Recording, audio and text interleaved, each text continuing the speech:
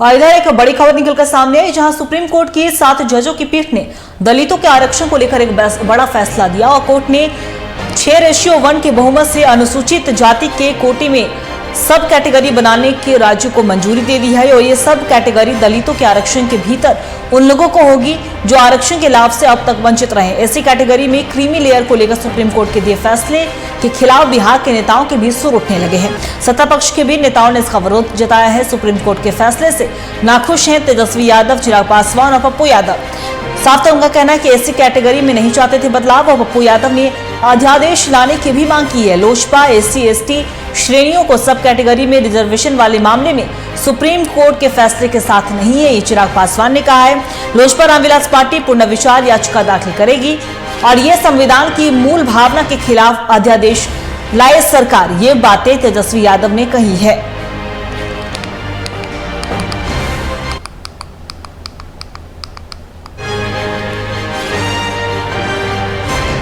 और इसी खबर पे और भी ज्यादा जानकारी के लिए हमारे सहयोगी राजीव कमल हमारे साथ बने हुए, उनका रुख करेंगे। राजीव, देखिए आरक्षण को लेकर एक बड़ा फैसला आया सुप्रीम कोर्ट की ओर से।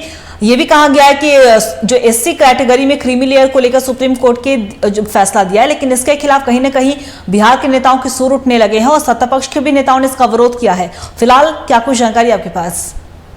देखिए, सुप्रीम कोर्ट ने 7 जजों के जो बेंच ने जो ये एक तरीके से फैसला सुनाया है और 6 से जो बहुमत अनुसूचित जाति के कोटे में सब कैटेगरी बनाने की दी है मंजूरी सभी राज्यों को।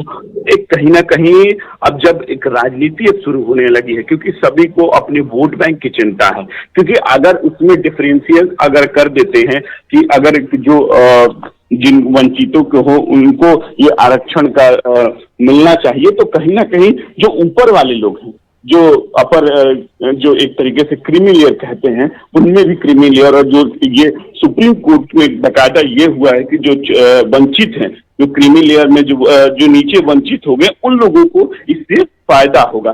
सब कैटेगरी बनाने के लिए सभी राज्यों को दे दिया। लेकिन अब जो जितनी भी पार्टियां हैं अपने अपने वोट बैंक की चिंता कर कि अगर इस तरीके के फैसले हो जाते हैं, अगर ये राज्य बनाने करते, तो कहीं ना कहीं जो वोट बैंक है, जो SC वोट बैंक है, वो कहीं छिटकने लगा है। इसी को देखते हुए जैसे कहते हैं ना कि एक उदाहरण का अगर एक रोटी में अगर 5 रोटी बट जाए तो कहीं ना कहीं वो मुश्किल खड़ी हो जाती है। इसी को देखते हुए एक तरीके से ये उदाहरण है कि अगर जो रोटियां हैं अगर सब कैटेगरी बन जाती है तो जो फायदा पहले जिन लोगों को मिलता था वो नहीं मिल पाएगा। अब उन लोगों के पास फायदा पहुंच जाएगा जो से वंचित है। लेकिन यही अब एक तरीके से जितनी पार्टियां अपने अपने तरीके से राजनीति कर रही हो, चिराग पासवान करे या पप्पू यादव करे या तेजस्वी यादव करे, सबको अपनी अपनी चिंता है कि भाई अगर क्योंकि सबसे ज्यादा अगर वोट बैंक अगर कहीं तो SC कैटेगरी के बाद, क्योंकि यही लोग जो है कि ज्यादा से ज्यादा वोट करते हैं। लेकिन जो सुप्रीम कोर्ट का फैसला आया है उन लोगों के लिए बहुत अच्छा होगा कि जो